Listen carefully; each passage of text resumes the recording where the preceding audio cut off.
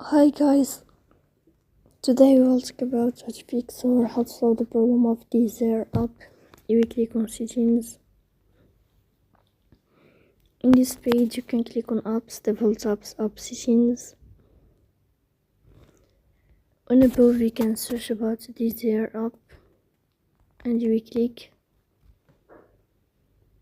Here in this page of app info you can click on first stop and you can click OK. After that you'll enter to the window of storage. Here you can click on clear cache. Don't click clear data because that can delete your account. In the end you can turn off your phone and you can turn on your phone again.